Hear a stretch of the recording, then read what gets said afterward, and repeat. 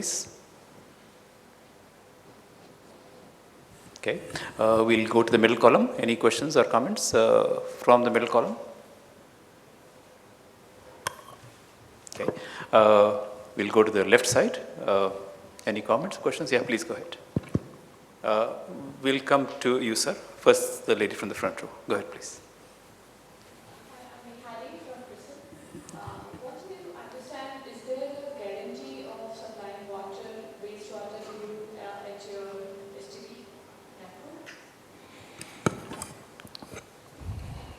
You see, most of the towns, we don't have the sewage system completely underground. So is the case of Nagpur. So they run, it runs through generally the earlier rivers, now nalas, in most of the cities. That is the situation. If you ask me if there is any guarantee that they will give us the sewage, no. But there is an annuity commitment from them for us to treat that sewage and give it back to them. But if I think over a period of time when they have this closed system of sewage, which is going to happen everywhere, then that guarantee will automatically be there. I mean, not... Today, how you would have factored that risk if water is not reaching, how would you treat? What would you treat? Water is reaching. What quality of sewage will be, that is not guaranteed. We have the lifting points on that nala where the water or the sewage is flowing. Probably she is asking about the discharge. Suppose it is 100 mld plant and you are getting only 50 mld, then how you are going to get the... I understand. No, that is not a problem. We have surplus because there are like 450 mld of sewage that flows through there. And we... from NMC side that you will be given the suitability of whatever the capacity of the STP you are doing, you are assured by them that you will get this. And even they don't give this much, you will get paid your annuity. Yeah. Exactly. It is the second part that, annuity is assured. Okay. Yes, sir, go ahead. Yeah. I'm Gaurav Mathur from Grundfos. So my question is regarding 24/7 water supply. In your project in Nagpur, I can understand that you have created district metering areas, and the water supply there is still being done through overhead tanks, or you have eliminated and there is a direct, as per the demand, water supply? The overhead tanks means you are talking about the ESRs or individual households overhead tanks? No, ESRs. ESR, of course, ESRs are required. In our country, at least till now, our DMAs or our pressurized water system is based on the ESR, covering those DMAs. So we have actually added ESRs into the system, and the DMAs are around the ESRs, based on that. Okay, go ahead, sir. Next question. Yeah. So I'm Rajiv Puri from Triveni. I just want to understand, sir, this revenue collection is in your scope, or you are only supplying at bulk metering or what? No. From source to treatment to supply to billing to collection to customer service. That is all our scope, total. And in case there is no willingness to pay the revenue from the customer end, then how you handle the, it's a with government support, or like being a private entrepreneur, how you? Absolutely right. I mean, that was the first concern for us as well, that if they don't pay, what do we do? Yeah. We have a clause that, we need to give them a list of disconnections, and because it's a sovereign right, we cannot disconnect any connection on our own as a private entity.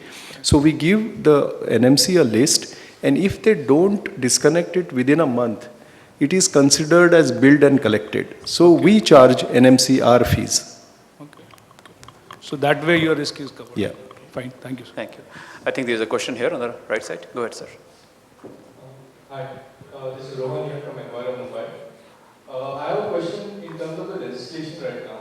As Nagpur has a lot of big townships coming within the city and outside the city, and the current environmental norm says that you have to treat your sewage inside your own township.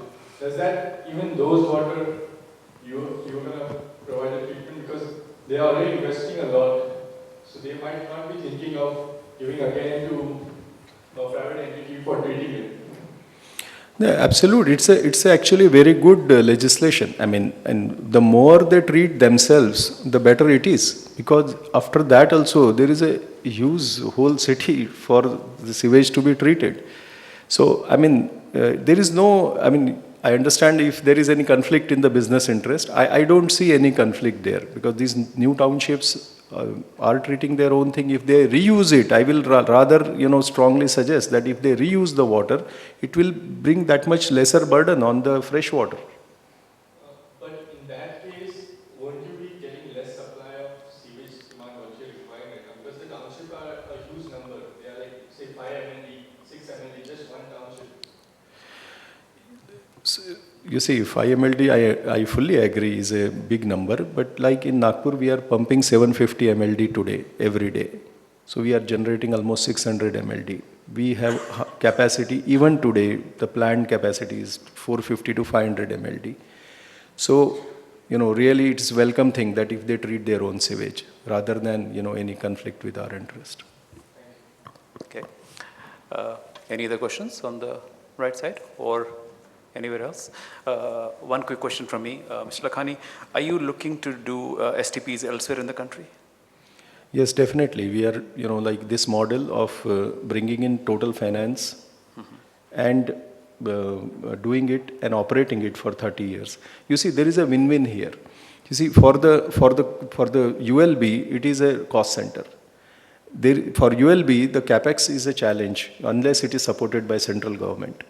If private entrepreneurs come there, of course, the rating of the ULB will be important, or the state need to back it up with their guarantees. We are willing to invest money, have the pipelines done, and have a water purchase agreement. And which are the projects you're pursuing right now?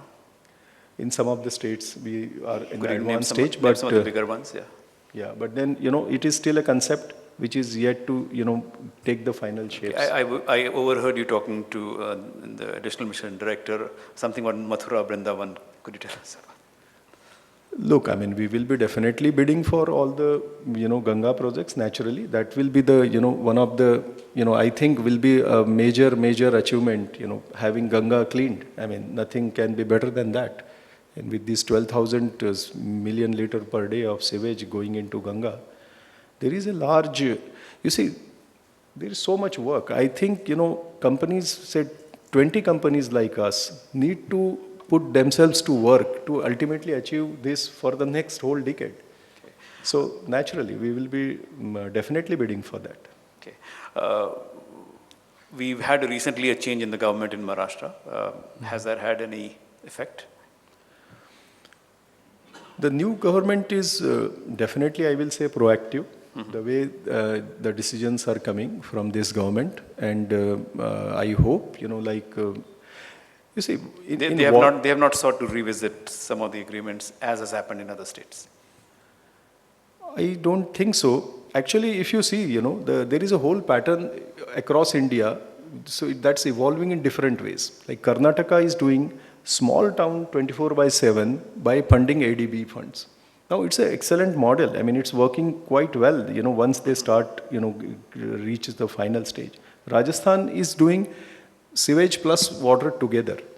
So, I think it's a evolving stage for us for different models. And Maharashtra will also probably come up with, some more new ideas. Okay, all right. Okay, any other question? Yes, sir. Go ahead. Could you get the mic to him? Sorry. Varun, I think the mic person is gone. In the very last row. Sorry about that. I think the ladies who were helping us felt that the question answer was done. Go ahead, sir, please. Hello, I am PK Singh from Delhi Metro. I just wanted to know that in this PPP model, you are treating water and treating sewage. What is the process of monitoring of quality you are doing properly your work or not? Is there a third party? Some inspection is there or what? Thank you, sir. Yeah. There are PMCs appointed by the corporation, and they are regularly there. Even the pipeline laying work, everything is certified by them. All the pressure testings of the pipeline. So it is like, implementation, although this takes much more time than any normal, other infrastructure project, but the whole process of monitoring is in place. Okay. With that, we'll close the session. Thank you very, very much, Mr. Lakhani, and good luck on your project as well. Thank you for coming. Thank you.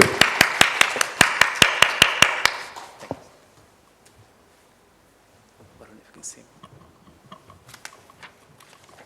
We are now ready for the ULB perspective, and may I invite to the dais Mr. B.M. Dhol, Member Drainage, Delhi Jal Board, please. Mr. Dhol, please.